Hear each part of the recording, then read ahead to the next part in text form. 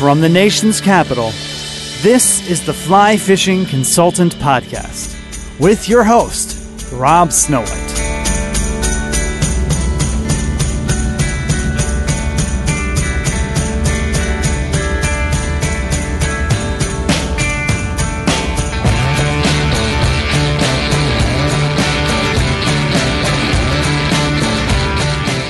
Thank you for downloading the Fly Fishing Consultant Podcast. My name is Rob Snowhite. This is Series 2, Episode 59, Fly Fishing for Golden Mahseer in the Himalayan Outback with Misty Dhillon. You can find out more about his tour company at HimalayanOutback.com. This podcast is recorded live at Whitlow's on Wilson in Clarendon, Virginia. This episode is brought to you by Flying the Flats, a Charleston, South Carolina, coastal-inspired soft good clothing company. I've known the owner, David, for several years now since we met at the Yeti booth at ICAST. I absolutely love his dry-release long-sleeve casting tee. It keeps me cool in the summer. It's a great base layer in the winter. It is so soft, I had to buy my wife one because she kept stealing mine to sleep in. You will often see me photographed wearing this shirt on social media. You can go to flyingtheflats.com. Please support David as he is supporting the Fly Fishing Consultant Podcast. Without further ado, let's get to talking about fly fishing in the Jungle Book. All right, so you may be able to hear in the background some ZZ Top. Yeah. We're at Whitlow's on Wilson, and Misty, you want to introduce yourself? Hey, my name is Misty Dhillon. I own a company in India called the Himalayan Outback, which has been doing these fly fishing adventures since the year 2004. It started off from scratch. We never knew anything about fly fishing, and we got these local guides involved, and we were pretty amazed at the results. And this Indian ichthyologist called Prakash Nautiyal came up with this information in 1995, which said that these fish are insectivores, for a large part of their adolescent juvenile life. And then, we've just over the years, just been our fishing has gradually increased in terms of the sizes of fish. Before we used to, 5-pound fish, Mahseer used to be a great fish. Today, a 55-pound Mahseer is a great fish. 55-pound Mahseer is a great fish. 55-pound? Yes. That's a child. It's like a large child. That's like a large child. Yeah. Yeah.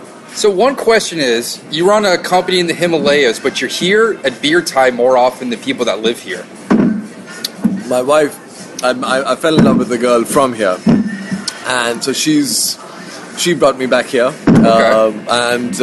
We were back in India in the season times, which is the best times to be there, the spring and the autumn, which is March and April, some of our best times. March, April, May tends to get really hot, but the fishing also gets hot as the glaciers melt in China, and the runoff comes off. So these fish they spawn in the monsoons, which makes it quite a fish which swims in these hostile rivers. 55-pound fish in raging water. In raging water, absolutely. Wow. And it's I've really not fished all around the world. I've just fished for Mahseer. And a lot of the guys, because of this association to steelhead fishing, just the styles that we use and techniques that we use in catching Mahseer now for the bigger fish have been very much like steelhead because of also the style of the rivers that we've been fishing. It also can resemble trout fishing quite a bit, depending on the smaller rivers that we have. There's one we fish outside one of our main tiger reserves, which is your equivalent of the Yellowstone National Park. It's called the Cobbett Tiger Reserve. It's one of our highest concentrations of the tiger. I can't handle tigers. Those things are vindictive. Spooky. They will. There was an NPR story. A guy wrote a book about one that a guy killed one of its cubs, and the thing just hunted him and his family down one by one, and his pets. Killed the pets not to eat them, just for revenge. Yeah, just for sport. Yeah. We have a little lodge outside the tiger reserve, and so we were allowed to fish inside the tiger reserve until a few years back. Now anglers are no more allowed to fish inside the park, simply because Jeff Curry, didn't you hear that story? Jeff Curry came within 60 feet of a tiger. Really? The day he caught a record-sized Mahseer. This is back in 2008. and this is the time we were allowed to fish inside the tiger reserve. Our grand slam would be a double, and it was all sight fishing because it's a New Zealand-like trout river in critical tiger habitat. But we still have rights to fish about 40 miles of that river, but it's outside the tiger reserve. But it's as spooky sometimes. We have this new tigress in a lodge area, which is big. So if we're going to throw a dart at India, where would this be? Literally up on the border with Nepal, north of New Delhi. Okay. Just 200 miles, not even far. I mean, you land in New Delhi and then you take a short connecting flight, an hour's flight, and you're up in the Himalayas. And from there, you go up on a drive for about 6 hours. We divide that drive out. We make you do about 2 hours first day and then about 4 to 5 hours the second day. And then you end up right up on the border with Nepal, India and Nepal. Goodness. And this river... What's the elevation? The elevation, you go up to about 8,000 feet and then drop back down into the valley, the valley is about 2,000 feet. Okay. And how did you get into all of this? I think there's some past life connection. Like, I was something to do with fishing. I mean, I fancied someone. Maybe, it was the time of the Raj when India was ruled by the British, and I wanted to, go Mahseer fishing. And then I got this life and got all these opportunities and got to make a career, a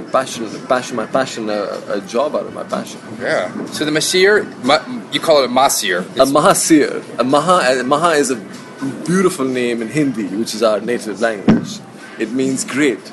Maha. Lord, mighty, the mighty, Maharaja, Maha. Okay. And seer has many interpretations, as the Mahseer is divided all along Pakistan. The Himalayan Mahseer, this particular species of Mahseer is one of the most widely distributed varieties of Mahseer. It's found all along the Himalayan foothills from Pakistan all the way through the Himalayas of India, Nepal, I'm sure parts of China, Burma, Bhutan, of course, before that, Burma, and I believe also parts of Bangladesh, and the legendary fishing, the legendary rivers talked about in some of the rivers were in Burma, in Myanmar, in the early 1900s. The Ganges has also been amazing river and also has some historic fishing which has happened on it. This particular river that we fish is called the Mahakali. Mahseer are indigenous fish. They, very much like most other fish, don't like dams. They run in a really, really pure, amazing strain of genes, which is these thousands and thousands of years of evolution of this fish, with the largest scales on any freshwater fish and largest fin to body ratio, developed in this extremely hostile environment, and the highest amount of outer body slime. They look absolutely iridescent and prismatic. It takes like a team of otters to take down a Mahseer. Mahseer is a very hard fish. And it has one of the most amazing features of Mahseer is it has a lateral line, which is what sharks have, which is what detects like one drop of blood in thousands of liters of water.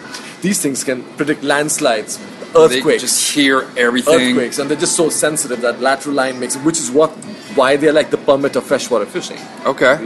They're just so, and they come together. And they're just basically giant minnows that are just adapted to live in a harsh environment. Yes. And we've also found lately that they love eating crabs. Crabs? Are there crabs up there? Yes, very big crabs in the rivers. The rivers have got lots of bugs, and they're very... Freshwater crabs in the Himalayas? Yes, big freshwater crabs in the Himalayas. I had no idea. Yeah. So we saw a video years ago where they're using a cherry bomb fly. It was like a red ball. Looked like a fruit, maybe? Yeah.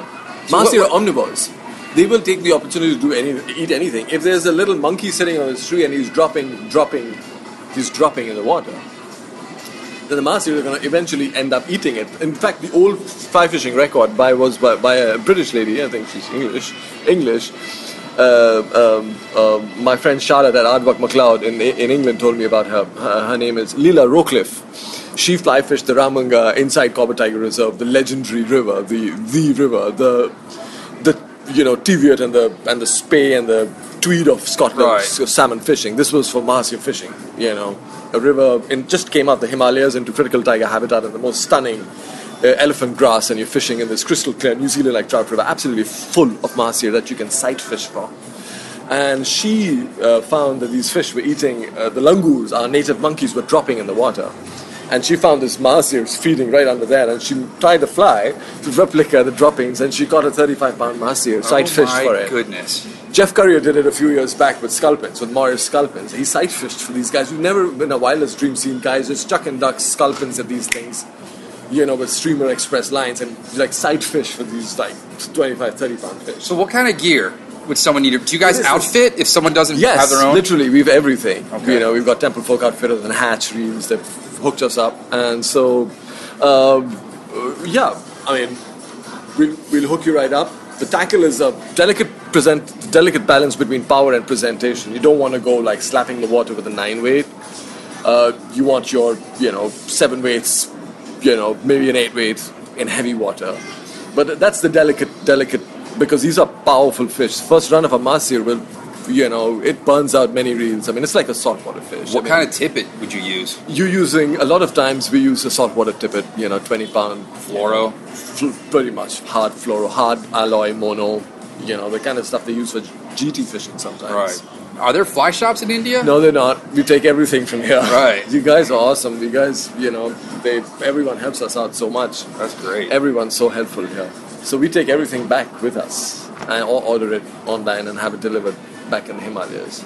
So if someone wants to book a trip, what would be the process? You just go up to our representatives here in the US who are Fly Water Travel and the Yellow Dog Fly Fishing Outfitters. Okay. And all these guys have been up with us a bunch of times and they know the whole drill and book a trip. That's crazy. Yeah. Visit our website, HimalayanOutback.com. It's got all the details of the departures leaving, and then as these guys are best based in the US, both Fly Water Travel and Yellow Dog Fly Fishing, right, they're best handling your bookings. What's the food that you guys serve? It's everything. They're serving Italian. Our chef's been with us since the operation, since 12 years, so he's amazing. He does some amazing continental stuff, but he also does some incredible Indian food. The food, you will not lose weight on this trip. It's proper, lots of curries, of course. Fantastic. And lots of Indian barbecues. And the camping style is very much on the African style fly camps. It's nothing like camping in America. It is glamping. It's not right. It's literally glamping, and as embarrassing as it is great after a day on the river flogging, because these, hot weather triggers these fish off. Unless and until the sun's not biting into your back, it's not the right time to go fishing. The water temperatures, higher water temperatures, they boost their metabolism. Hence, when you come back to camp, you're flogged. You want a proper camp. Your bed's done up. It looks like you're having a G&T tonight. Yes, and G&Ts. Yes, absolutely. Bombay? Yes, Bombay Sapphire. You should get sponsored by them. Just get cases set to camp. Cases set to camp. Absolutely. Yeah. All right. What else do I have? Gear, food. So you just basically any fly, just as long as it's well presented to them. No, it's tube flies. We need your flies to get down. For the big boys, you need a bit of a drop in the water. For which we've designed I know you guys fish some huge heavy tube flies here. I know some of you Potomac fly fishers, and we've designed some tube flies ourselves, which are like literally pieces of. They're not high profile, but they're small. And we use an extra select craft for on them.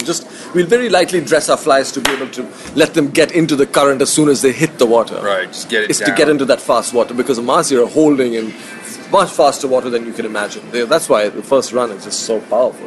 Because they literally hit the current with that big fin to body ratio. You slick right down the rapid. Is it safe wading? It is fairly safe wading, and everyone practically just, for a trip of 6 guys, we were running about 14 staff looking after 6 guys. So there's a lot of guys up on the river keeping an eye out on you. Certain times of the year the wading's fairly easy. Sometimes it gets a little slippery, but never life-threatening. We're never having you wade more than knee-deep for the most part. How far are the casts generally? We like big casts. We like 70, 75 foot, consistent 70, 75 foot casts. We love fishing two-handed rods. Okay. Anything that gets you some distance, chuck and duck. Big tips with the tube flies. Having said that, you can go and skate topwater flies, crease flies, because these fish, when they'll come up and crush things on the surface at night. Wow. So the nightly pattern of these rivers is all the minnows get pushed up against on the banks, because the Mahseer are hugely nocturnal fish. They have huge amounts of suction. Mahseer is literally like the vacuum cleaner of a river. The mouth opens in the shape of a perfect vacuum cleaner, literally sucking and leaving these enormous marks on rocks. Sometimes when there's no food in the river, they feed on algae. But that suction mouth will suck a snow trout. Their favorite food is a snow trout, a fish, which is a snow trout can grow up to about... Snow trout? Yes, it's a beautiful species. It looks a bit like a rainbow trout, but it looks carpish. It's cyprindiform, so it's like a... every fish in this river is powerful. But the snow trout is an incredibly beautiful fish, can grow up to about 6 pounds. And it's... Mahseer love it. Like, they'll gobble down a pound snow trout. Literally from far away, like the suction on the vacuum is like, boom. Do you ever get Mahseer that have a snow trout sticking out of his throat? No, we never get that. But snow trout, lately, the guys who fish with bait, they've got a guy caught a 70-plus pound fish on a snow trout, live snow trout. So we're trying to now find tube flies to copy the snow trout, because that's definitely the most delicious food. Having said that, Bobby, our head guide, he's consistently taken fish over 50 pounds on the fly. Now, lost a big one this season. Yeah. He's got it figured out, but we're still, with our travelers, we're still at that 40, 45 pounds. I think the best one of our travelers has got is about 42 pounds. So we're still, still in that cutting edge process, which makes it very exciting. And then the more clearer, smaller rivers offer a more trout-like habitat where you're fishing, actually triple Ds and, dry fly fishing with 5 baits. We have that sort of fishing from Mahseer as well. Smaller fish, more fish, on dry flies and nymphs. So, doesn't sound like you're going to get a boring day out there if you hook it. Yes. Even a small one sounds nuts. Yes. I mean, that's the exciting part of it. The next fish can be 2 pounds or it can be 42 pounds, like, literally. And they all take the same way. As we're fishing a lot of swinging, with either dropping a loop on the swing or just swing the fly. And we're also finding a lot of like those plucks. It's amazing how the whole fishery is evolving with, fish which have been hammering spoons and plugs for decades as, generations of British anglers fished for them. So those guys have known about, we're just hearing about it now over here. Like 10 years ago, if you said Mahseer, yeah. Like, what are you talking about? Yeah. So the British guy, they say wherever the British Empire was, trout were. Trout were introduced for us as well. Yeah. Up in the highlands of Jammu and Kashmir, one of the prettiest and the most rich parts of our region. Rich in culturally, these areas take you literally. You go over these mountain passes and you literally take a step back 100 years.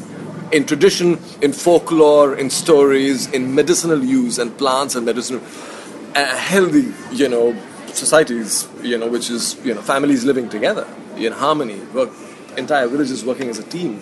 I had a client who was a professional skier. He was from Germany. I said, where's the best place in the world to ski? He said, Kashmir. I believe so. It's very pretty. Yeah. Aren't they shelling back and forth, though? Like Pakistan? We do shell with Pakistan once in a while. Once in a while. Yes. But parts of Kashmir where the trout fishing is always associated as a proper thing to do in the summers. So that's all the proper families would get together and go trout fishing and golfing. So up in this place called Pahalgam, which is, I wouldn't outfit trips there. It does, but it's an amazing, a very inexpensive flight to take to Srinagar, and it's perfectly safe for tourists. I and my wife went there. I feel more unsafe in streets in New Delhi than in Kashmir. So we had a blast. We had got lots of beautiful trout, dry flies and nymphs. So that tradition is still there. There's still beats. Spinning is still... British style. The British style. Spinning is still sinning. Spinning is sinning, they say, in those boats. And it's all fly fishing. And it's a great introduction that they did.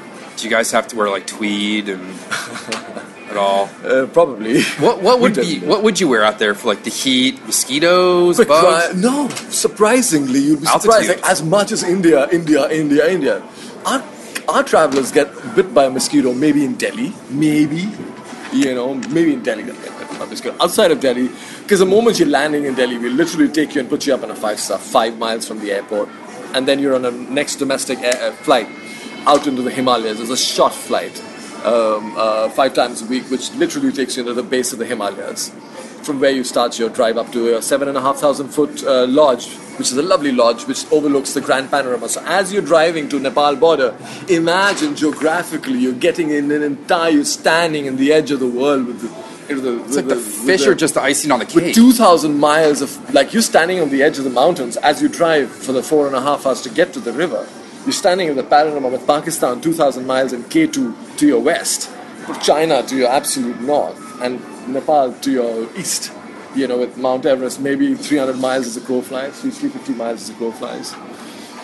Do people have to sign up for like a global rescue? We always advise global. We've never had to use it as much as I think it's icons on your website. Yes. So we have a global rescue. You book through Yellow Dog or Flyfish or Flywater Travel. They will have their. We highly recommend that. We've never had to use it. It's a very fishing-wise, they're luxurious trips. It's the staff looking after you, every step of the way, pretty much, from the moment you land in Delhi. But we definitely recommend getting insurance before you come. I had a client that had a heart issue and had to get medevaced out of Montana, middle of nowhere. Yeah. He's like, if I didn't have that, he wouldn't have a penny to his name.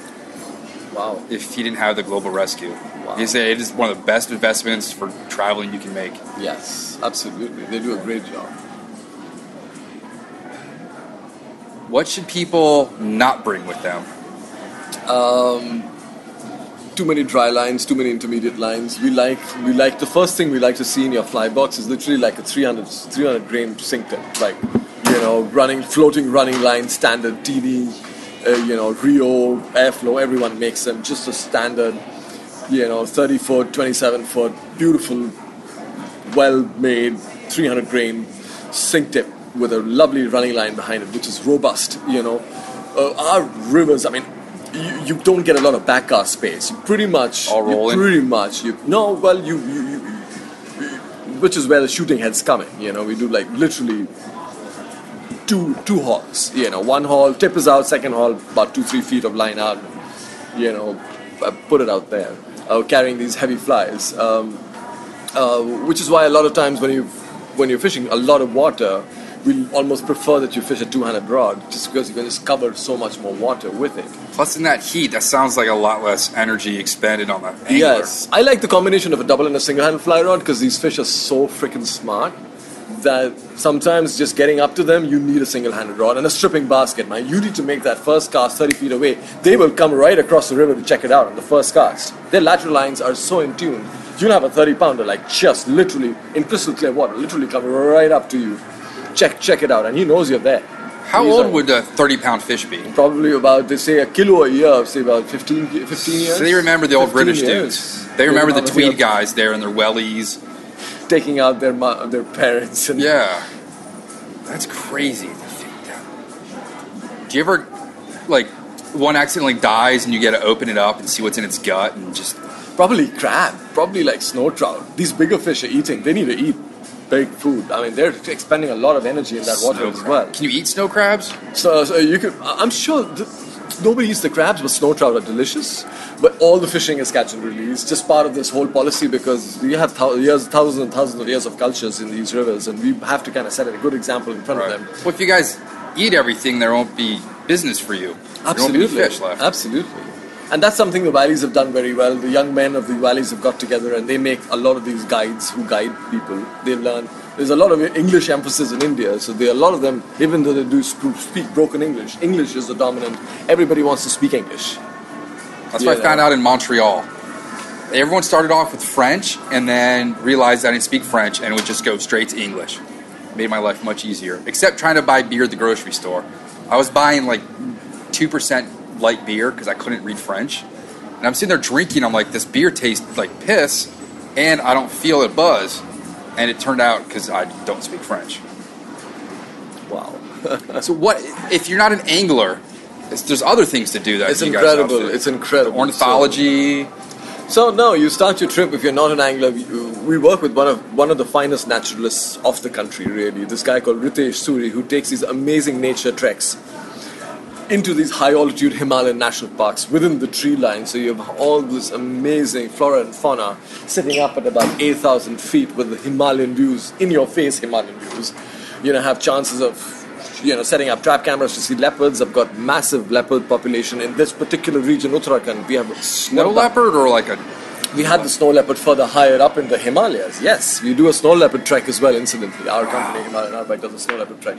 And the sightings are pretty successful. In fact, it's now getting sold out, and we are having the opposite problem of too many tourists going up for the snow leopard trek. And so government has now cut down quotas and reduced numbers of people who can go up into the passes. But the leopards, the regular leopard, very much like the African leopard, right. Very much the same size, same behavior, can pick up a fully grown cow and pull it up a tree, like our Himalayan cows, which are not as big as your cows, but cows. They're proper cows, and they take them up trees. And to me, a cow's a cow. They're big animals. Big animals. They're hugely nocturnal, but a great, huge population of leopards in this particular area.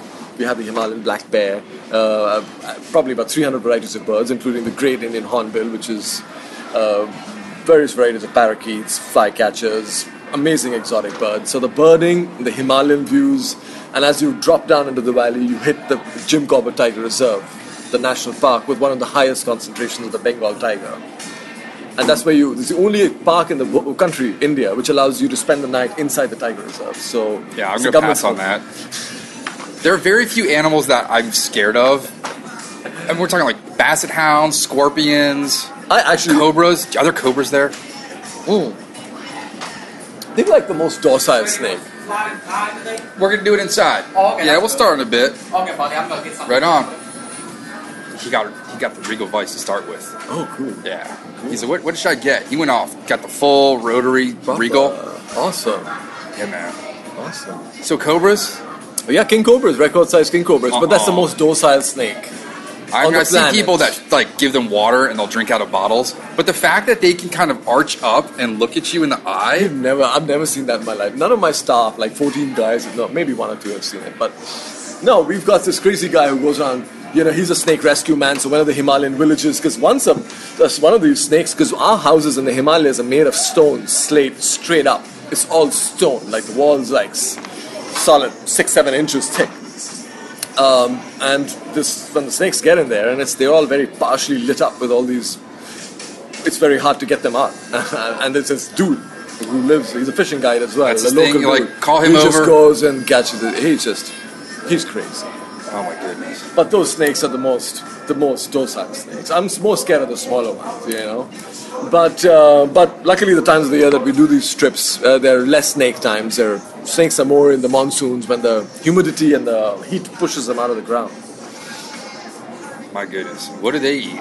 Just other snakes. The king cobra eats other snakes. Pythons eat mammals of all sorts. Pythons there too. We have pythons. There's a whole jungle book.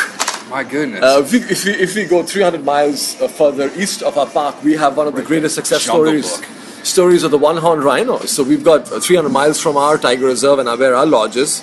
There's a tiger reserve called the Dudhwa Tiger Reserve, which has got the one-horned rhino. Now, are those hunted down? No.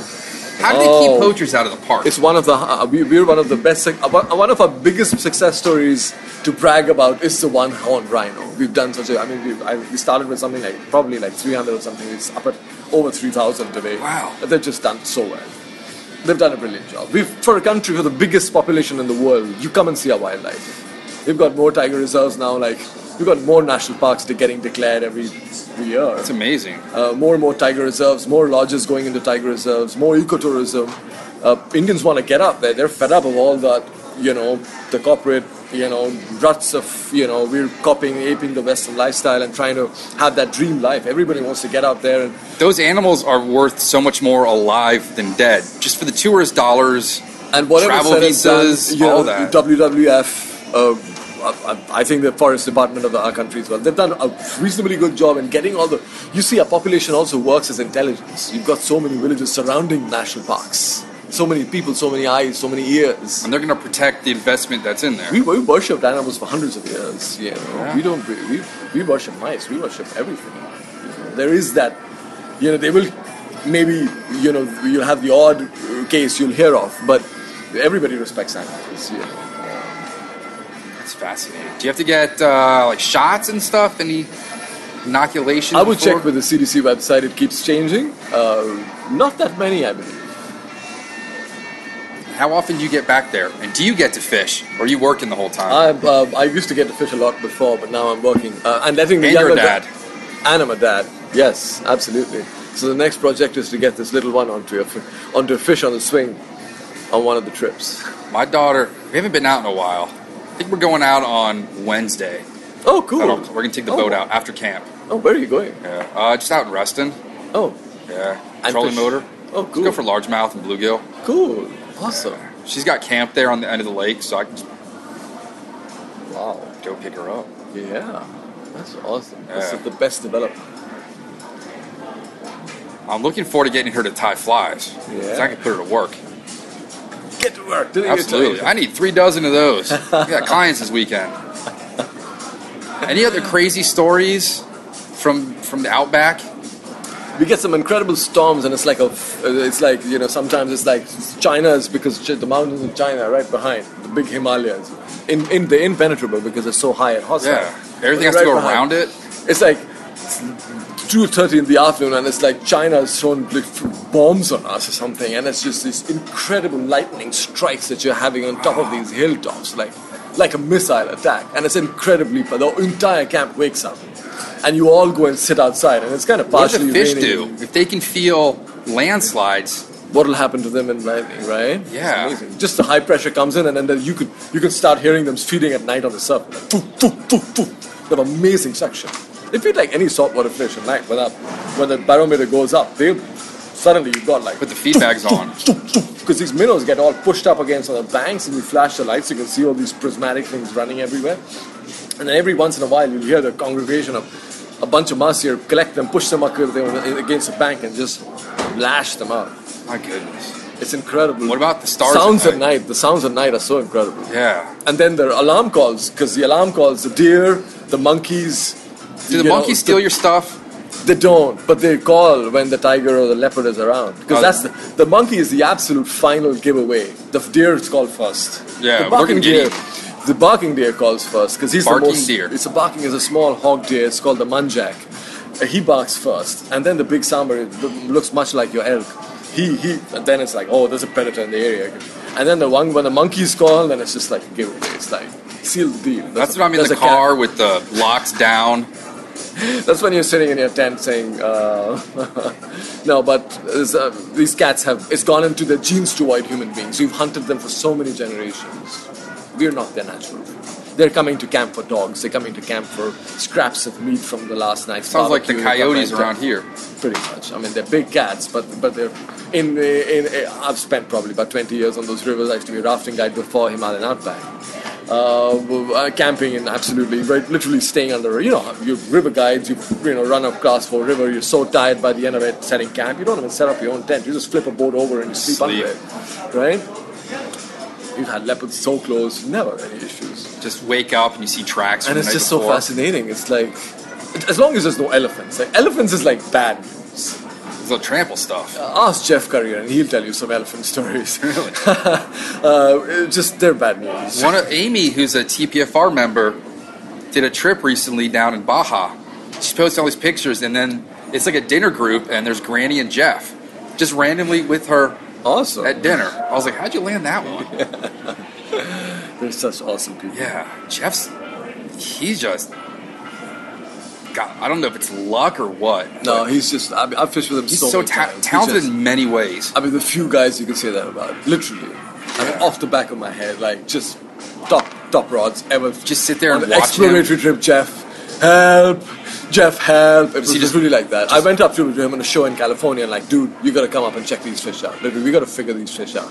We cannot figure these out. And it was his first trip when he was filming with Chris Bailey at Real Outdoors, a show which I think went off TV a while back. He nailed literally, fish after fish on this amazing trip, which is when we started fishing the Tiger Reserve. But if you Google Mahseer, it's his picture that pops up Yes. first.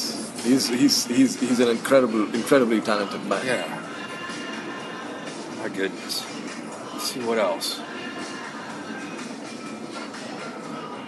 I had another question. But it's the cultures that boggle your mind. It's these guys who are sitting on top of the hill and grow everything around them. And completely self-sustained, just get salt Isolated. and cell phone batteries, and just live the most pretty life, overlooking these beautiful Himalayan ridges and Himalayas of China, and eating organic food, organic to the core. Like, this seed has not changed for 300 years. Yeah. Like the finest millets, the wheats, the barleys, the goats, everything is just go and graze, The way and it we'll should kill you be. when we eat it the way it should be. Yeah. And it's that which you take after. If there's anything, sight fish for a double figure, Mahseer, blah blah blah, huge fish, but it's that impression of India, which is going so fast in that world. And India still has, in such a diverse and in such a deep-rooted way, still is one of the, culturally, is one of the most lasting impacts one does take, which you have. It's completely different. The sounds, the smells, it's, overwhelming. It's all these amazing colors and sounds and cacophony and, organized chaos, as we call it. But it's when you go into the heart of these Himalayan frontiers and you see inspiring, sights of people living self-sustained lives, yet so proud, satisfied. They don't want to do anything They don't want to else. be anywhere They else. want to be there. That's right there. That's what they want to be. Right People there. that do this want to, it's not good for you how modern life is out here. No sleep, pollution, can sit in a desk all day. This is not good for us. And connecting with that is one of the lasting experiences on a trip like this. Can you guys float any of the rivers? Oh, we float them. This is a float trip. Really? So we float the edge of India and Nepal. So we float the borders of it. One bank is Nepal, one bank is India for 70 miles. And my boys the guys set up, the team of the Himalayan Outback sets up camp on the India side. We get you visas, only Indian visas, very easy to get now. Our new Prime Minister's made it really easy. It's an e-visa which you can apply online and literally grab when you arrive in Delhi, and you're good to go for a month. You've got a tourist visa, it's a 10-12 day trip. You're literally up on the Nepal border, floating this river, camping on the India side, through beautiful jungles and leopard country. And you literally... And there's nothing on the rivers. Like, it's just all undeveloped, just wilderness. It's wild. Luckily, till now it is, but roads are beginning to come in. So I see, as much as McDonald's India's, will be there soon. Actually, no McDonald's, because unfortunately, there'll be a Starbucks there one day. I wish there were more fly fishers in the world. Unfortunately, borders are like, everybody wants to dominate and make roads on borders and show, we are here. And unfortunately, that's what it's coming out to be. For the Mahseer, the good news has been India and Nepal have not been able to come to an agreement to make a dam on the river. So that's been good news for Mahseer. For everybody. But there are projects in the pipeline.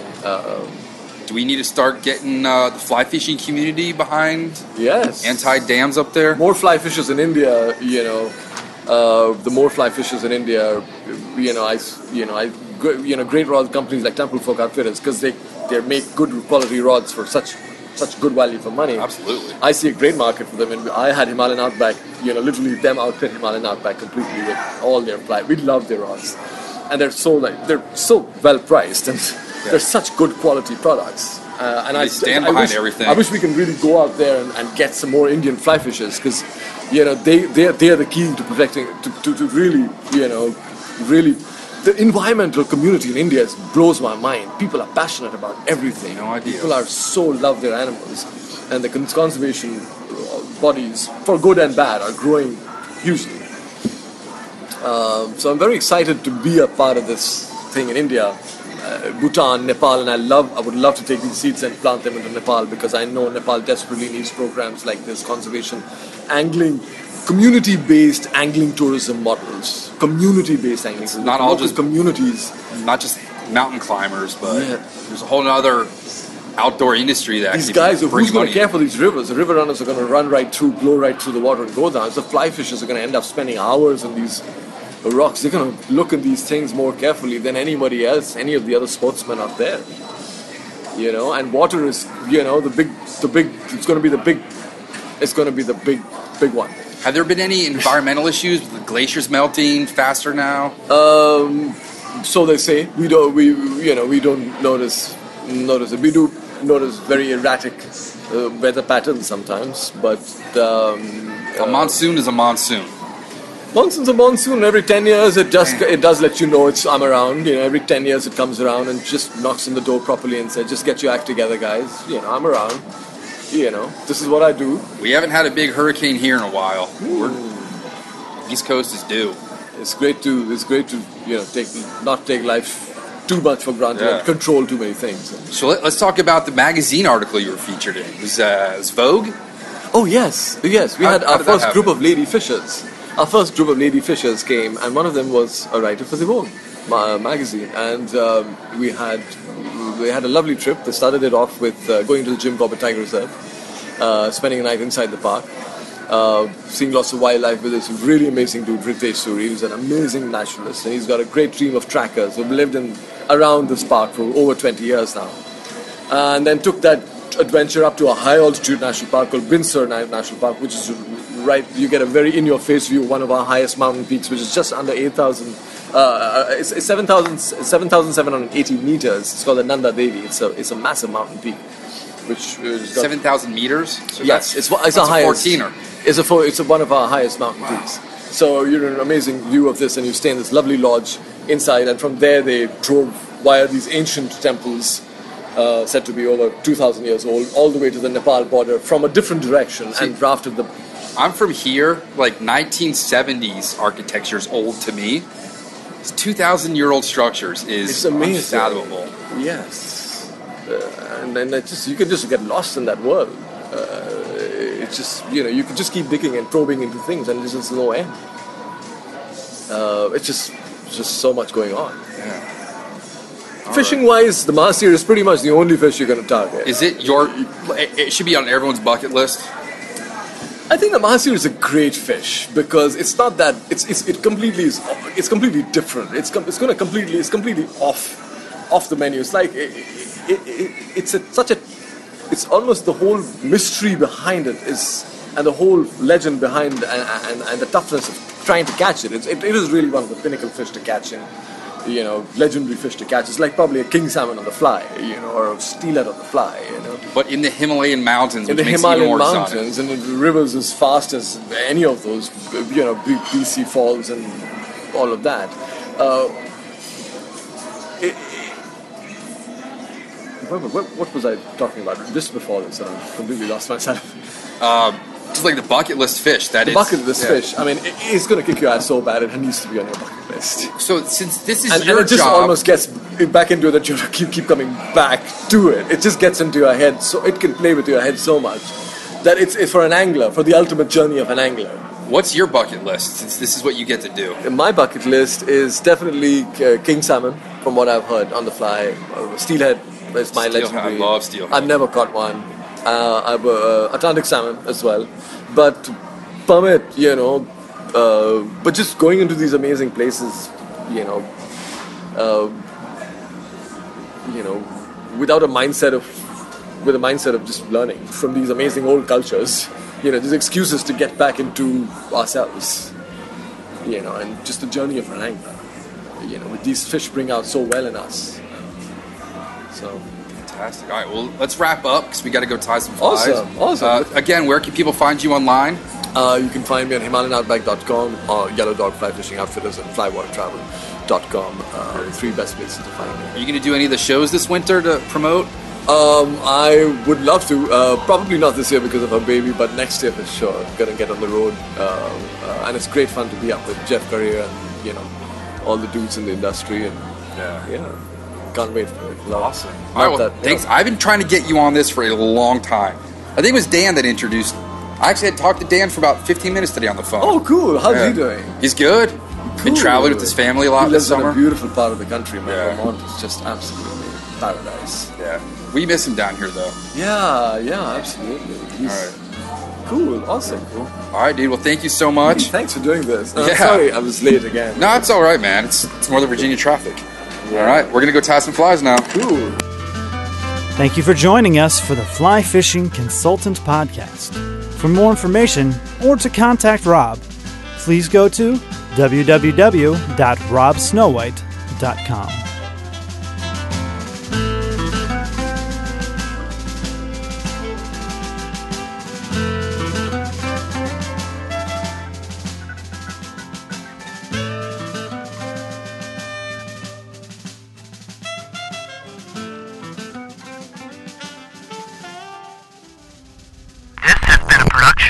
Greystone Media.